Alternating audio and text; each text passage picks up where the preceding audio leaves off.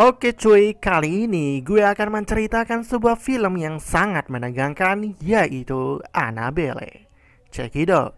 Di awal film tampak pasangan suami istri bernama John dan Mia yang sedang mendengarkan khotbah. Jesus said, "This is my commandment, and our sacrifices touch God's heart." Setelah selesai, mereka pulang bersama Peter dan Sharon, tetangganya. Sebelum masuk rumah, mereka saling ngobrol mengenai nama untuk si calon bayi tersebut. Yang mana Mia ini sudah hamil tua dan siap untuk melahirkan. Di malam harinya, John terlihat sedang mengerjakan beberapa tugas yang sangat memusingkan dirinya. Lalu John mengatakan kalau ini bukanlah keadaan yang ideal untuk dijalaninya. Dan tentu saja Mia tersinggung setelah mendengar itu. Jadi Mia beranggapan kalau dirinya adalah beban dari kehidupan John. John yang menyadari kesalahannya langsung minta maaf. Kemudian John memberikan hadiah boneka. Setelah melihat boneka tersebut, Mia menjadi senang karena dirinya sudah lama mendambakan boneka tersebut.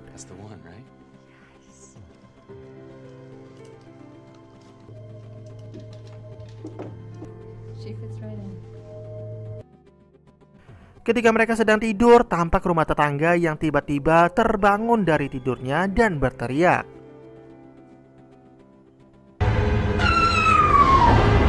Mia yang mendengar teriakan tersebut langsung terbangun, lalu membangunkan John.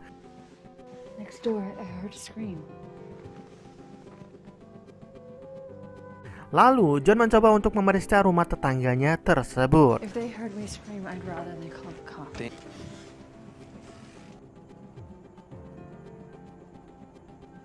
John?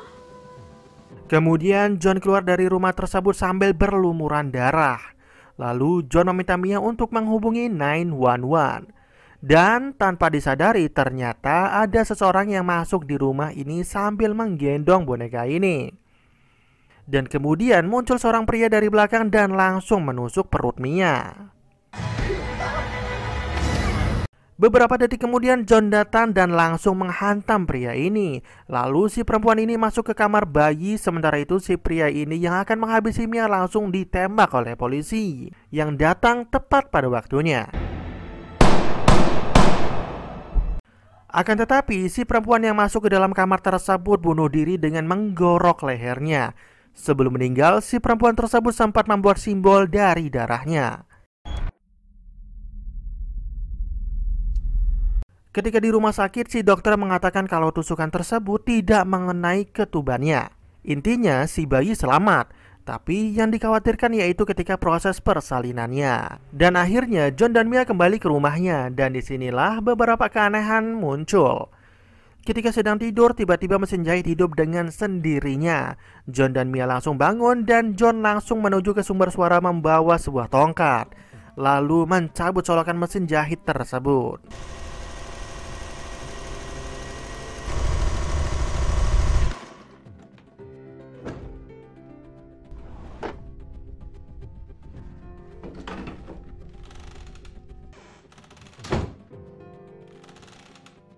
Keesokan harinya, Mia mendengar suara dari kursi.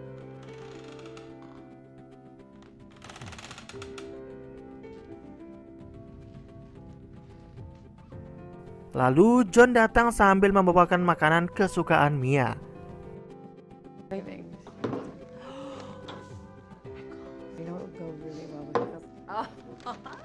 Dan di sini John mengatakan kalau dirinya harus menghadiri konferensi di Sacramento agar bisa menaikkan karirnya.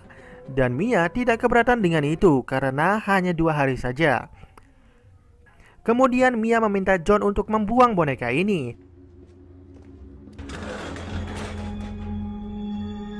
Lalu datanglah detektif Clarkin yang menjelaskan kalau 2 orang yang menyerang mereka dan juga yang telah membunuh tetangga mereka adalah anggota kelompok pemuja setan.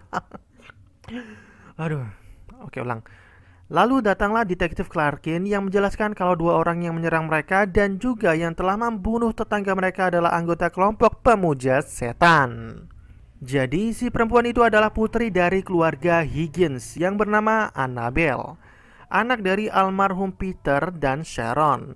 Sementara itu, pria yang menusuk perut Mia adalah pacarnya. Keesokan harinya, tiba-tiba kompor ini hidup dengan sendirinya hingga menyebabkan kebakaran.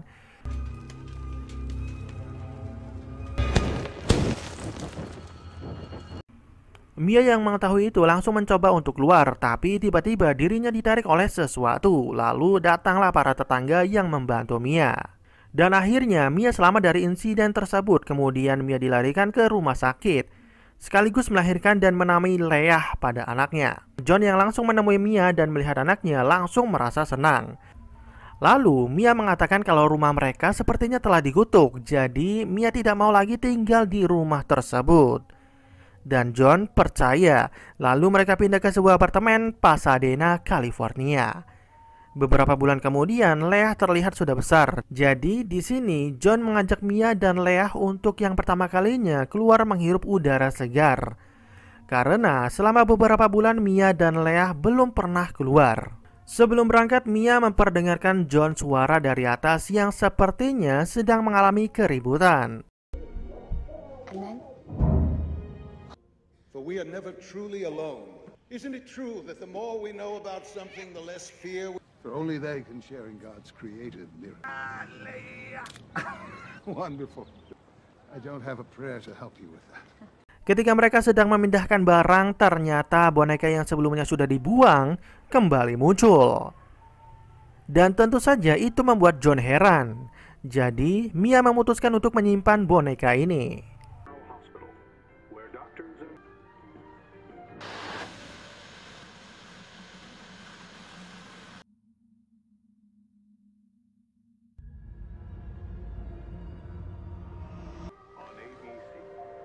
Kemudian Mia mengajak Leah keluar jalan-jalan. Lalu Mia bertemu dengan dua bocil yang sedang duduk di tangga. Di sini Mia memperkenalkan diri, dan ketika si bocil perempuan ini akan memperkenalkan namanya dan juga tempat tinggalnya, si bocil ini melarangnya. Entah kenapa, gue juga nggak tahu. Lalu Mia bertemu dengan Emily di depan toko bukunya. Di sini Emily memberikan sebuah buku untuk Mia, buku kesukaan putri Emily dulunya, dan Mia pun kembali ke apartemennya. Lalu Mia melihat sebuah gambar dirinya bersama Leah, yang sepertinya itu adalah gambaran dari bocil tadi. Tapi di gambaran yang terakhir, Mia terkejut melihatnya. Setelah John pulang, Mia langsung memberikan gambar tersebut. Dan di sini John mengatakan kalau ini hanya sebuah gambar dari seorang anak kecil dengan hayalan yang berlebihan. Dan John mengatakan untuk jangan cemas dengan gambaran tersebut. Dan juga di sini Mia mengungkapkan keluh kesahnya, yang mana dirinya merasakan kesepian dan tidak punya teman ngobrol. Setelah mendengar itu, John mengatakan kalau dirinya akan pulang lebih awal besok. Tapi ternyata John belum pulang juga, padahal Mia sudah menyiapkan makanan sambil diiringi musik. Setelah lama menunggu, Mia membereskan makanan lalu mematikan musik. Tapi tiba-tiba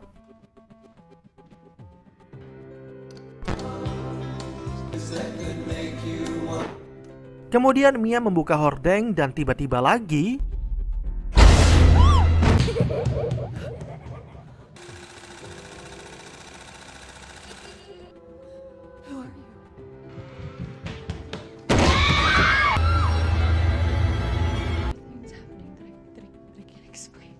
It's perfectly normal for new mothers to experience. I think we should talk to someone. I'm not crazy, John. keesokan harinya John dan Mia pergi menemui pendeta yang bernama Perez. Jadi intinya si pendeta ini tidak bisa memberikan solusi dan hanya memberi semangat kepada John dan Mia dalam menghadapi kejadian ini. Mia, right? Yes. And Hi, John. hi. This is Evelyn. She owns. Should probably go to. Get a moment. Ketika Mia sedang menjahit, tiba-tiba terdengar suara dari kamar Leah.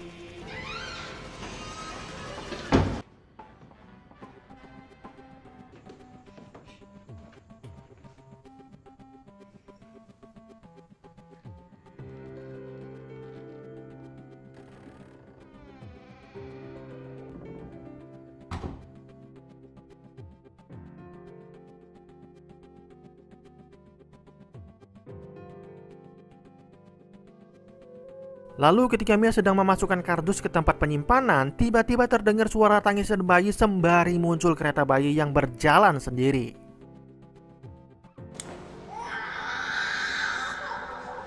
Lalu Mia memberanikan diri untuk mendekati kereta bayi tersebut dan tiba-tiba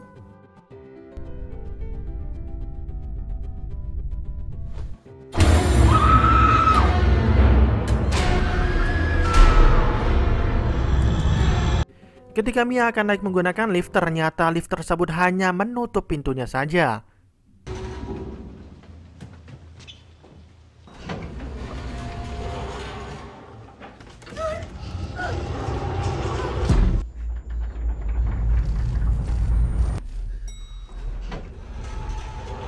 Lalu Mia berlari keluar lewat tangga darurat.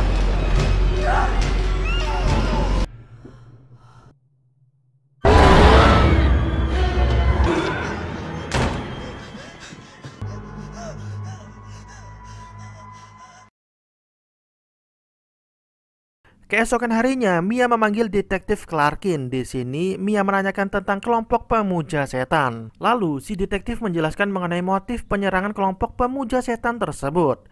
Jadi, mereka melakukan penyerangan tersebut untuk memanggil siluman. Dan nama kelompok pemujaan tersebut adalah para murid domba jantan. Lalu, Mia meminta salah satu foto tersebut. Kemudian Mia mencari buku dan di sini Evelyn menghampiri Mia. Lalu Evelyn menawarkan bantuan, akan tetapi Mia menolaknya. Dan Evelyn mengetahui kalau Mia telah berbohong, yang mana sebenarnya Mia memang memerlukan bantuan. Lalu setelah Mia mengatakan kalau keluarganya sedang dihantui, Evelyn langsung mengajak Mia dan mengkaji sebuah buku mengenai motif si siluman.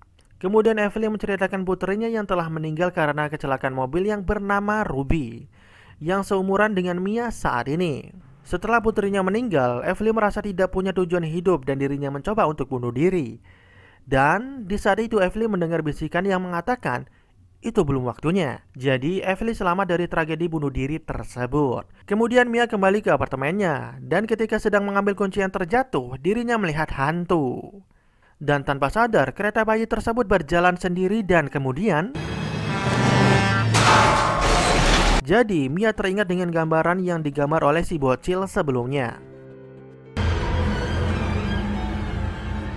Setelah masuk kamar, Mia langsung membaca buku tentang penyambutan siluman tersebut. Dan kemudian Mia mendengar suara dari kamar Leah.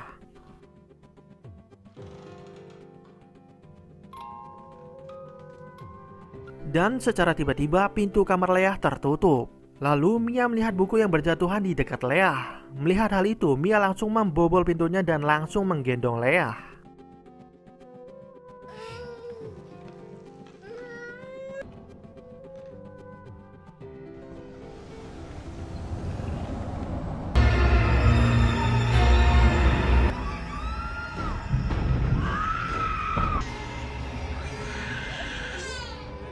Di malam harinya, John dan Mia memanggil pendeta. Lalu si pendeta meminta Mia untuk mengambil bonekanya. Di sini si pendeta mengatakan kalau siluman tersebut bisa menggunakan wadah untuk mencapai tujuan yang mereka inginkan, yaitu jiwa manusia.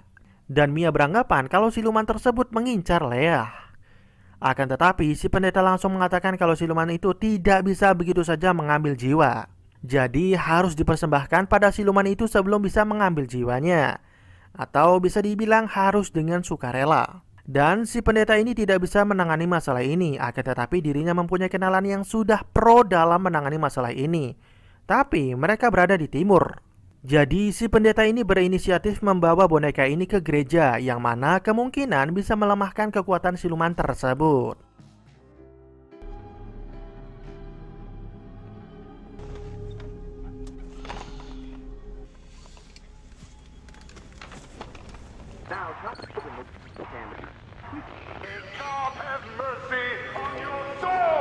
Dan sampailah si pendeta di gereja. Tapi ketika akan masuk, tiba-tiba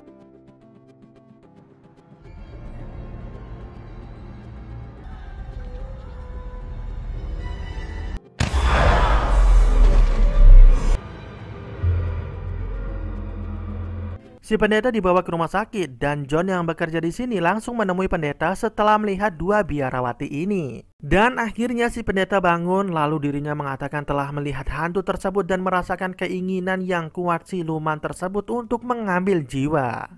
John langsung menelpon Mia akan tetapi suaranya terputus. Jadi John bergegas pulang.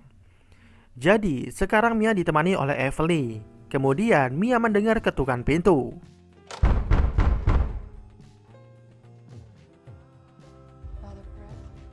May God have mercy on your soul! Ternyata itu adalah siluman yang menyamar menjadi pendeta Perez. Dan serangan pun dimulai.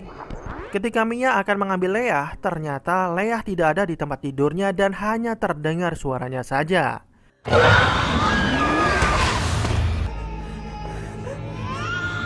Di sini Mia terkena genjutsu si siluman.